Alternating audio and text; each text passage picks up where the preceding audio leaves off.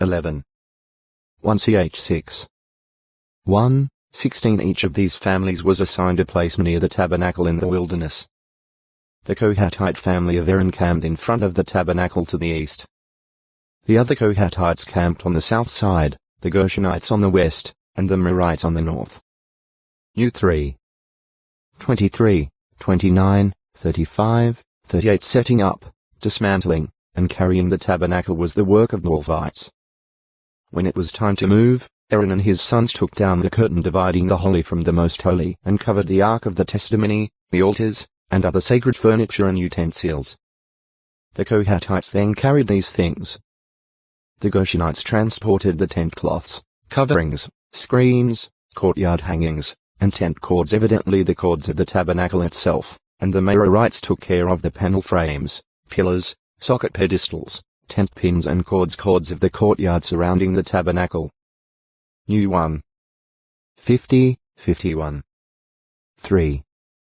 25, 26, 30, 31, 36, 37. 4. 4-33. 7. 5-9.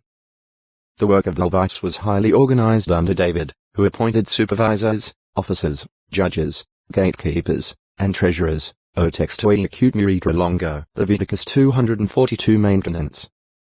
Maintenance of the Levites was mainly by tithes from the other tribes, a tenth of everything produced from the ground and the cattle being given them. The Levites, in turn, passed on a tenth of this to the priests. New 18.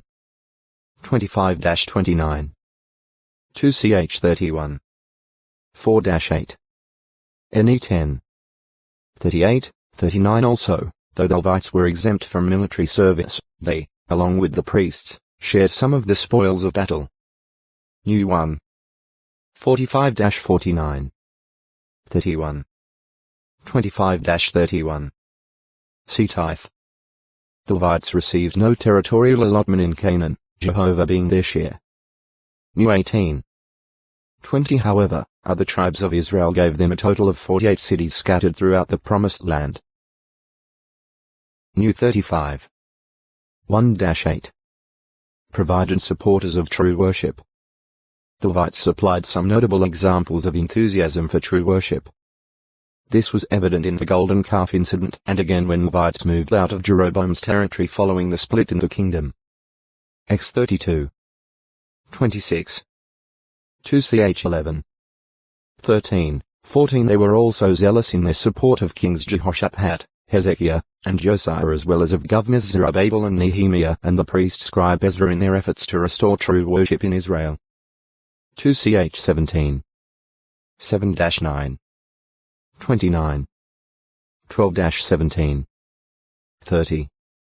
21, 22. 34. 12, 13. As 10. 15. NE 9.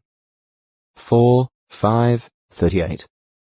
As a tribe, however, they did not support the Son of God in his work of restoration, although some individual Levites became Christians. Act 4. 36, 37. Many of the Levite priests became obedient to the faith. Act 6.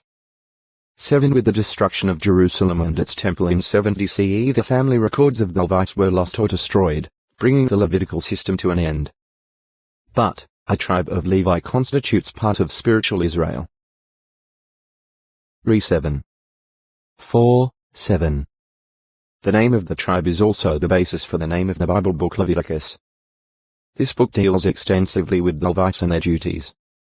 Leviticus. The third book of the Pentateuch, containing laws from God on sacrifices, purity, and other matters connected with Jehovah's worship. The Levitical priesthood, carrying out its instructions, rendered sacred service in a typical representation and a shadow of the heavenly things. Hebate. 3-5. 10. 1. Period covered. Not more than a month is covered by the events given in the book. Most of Leviticus is devoted to listing Jehovah's ordinances rather than recounting various happenings over an extended period of time. The tabernacle's erection on the first day of the first month in the second year of Israel's departure from Egypt is mentioned in the final chapter of Exodus, the book preceding Leviticus. X 40. 17 Then, the book of Numbers immediately following the Leviticus account in its first verses 1-3 begins with God's command to take a census, stated to Moses on the first day of the second month in the second year of their coming out of the land of Egypt. When and where written. The logical time for the writing of the book would be 1512 BCE at Sinai in the wilderness. Testifying that Leviticus was indeed written in the wilderness are its references that reflect camp life. Before 21. 10. 4, 5. 14. 8. 17. 1-5. Writer.